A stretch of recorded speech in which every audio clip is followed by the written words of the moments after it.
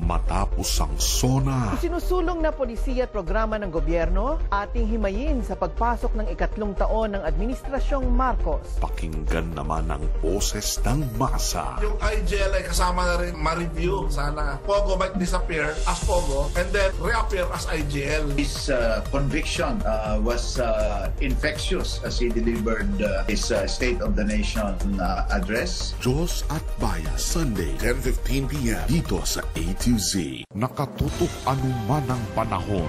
Malaking bahagi ng National Capital Region nalubog sa malawakang pagbaha na dala ng Super Typhoon Karina. State of calamity idineklara na. Nakabantay sa mga isyung napapanahon. Sinalubong ng palakpakan ang ikatlong ulat sa bayan ni Pangulong Ferdinand Marcos Jr.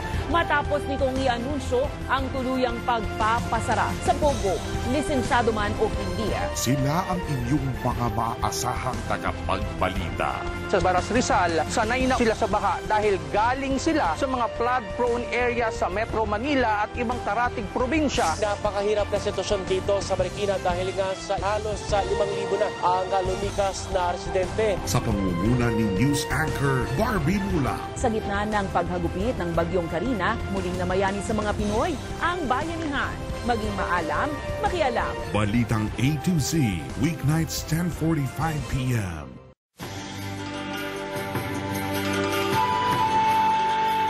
It all started as a mission to reach the unreached and plant the message of truth and love in every heart and household.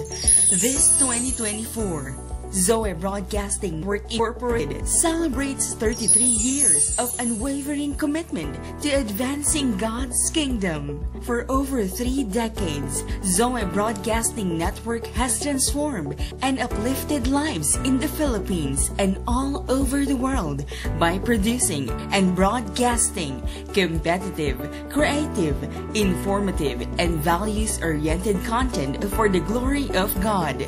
33 years of passionate and wholehearted love for God, selfless service, creativity, courage, integrity, excellence, and teamwork. Zoe Broadcasting Network Incorporated remains devoted to becoming the most trusted world-class multimedia network and will continue to be the light for the world and invest in eternity. Here's to 33 years and 33 years more. Happy anniversary, Zoe Broadcasting Network Incorporated. Aming Ama, maraming salamat at muli mo po kaming binigyan ng isang buong araw upang maging daluyan ng iyong pagpapala at liwanag sa marami. Salamat po sa pribilehiyong umabot at maglingkod sa aming mga kababayan at sa mas marami pang tao sa buong mundo. Patuloy po naming dalangin ang iyong pagsama at pag-iingat nang sa gayon may pagpatuloy po namin ang iyong layunin at maisulong ang iyong kaharian dito sa lupa. Pagpanibaguhin mo po ang aming lakas, kalusugan at sigla sa aming pagsunod sa iyo. Ito po ang aming dalangin sa pangalan ng iyong bugtong na anak na si Jesus, ang aming Panginoon at tagapagligtas. Amen.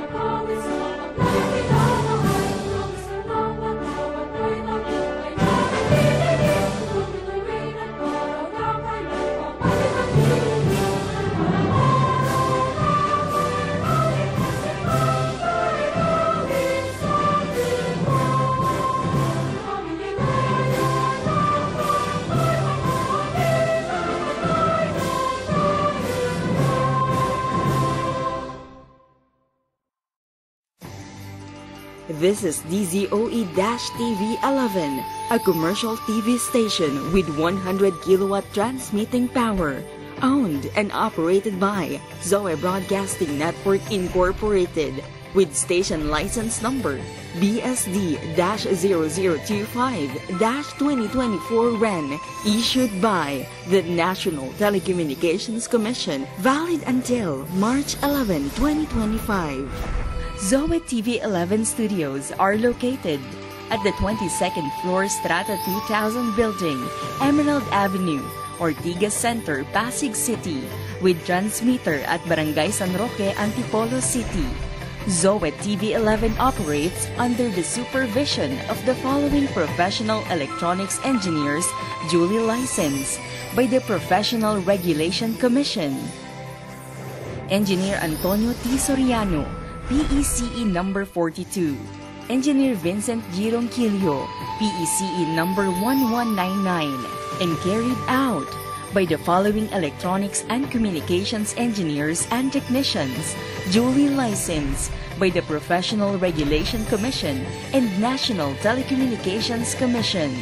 Engineer Rachel Ann S. Roque, PCE number 66327. Engineer Jed Ellison C. Zapanta, ECE number 62739. Engineer James Stephen M. Fabros, ECE number 70940. Engineer Abraham G. Aragon, ECE number 63291.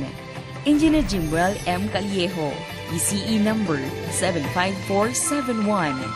Engineer Jack Michael B. Dalit, ECE number 68369. Charlie F. Perez, 06-1PHN-23257. Peter N. Basaliote, 06-1PNCR-23273. Gerard Lawrence O. Sandagon, 06-1PV-23313. All programs telecast on this station have been approved by the Movie and Television Review and Classification Board and are seen via satellite on 5 stations nationwide: DTV20 Cebu City, DTV20 Guimaras, DTV20 Cagayan de Oro City, DTV20 Davao City, DTV32 Baguio. This is Zoe TV 11, now signing off.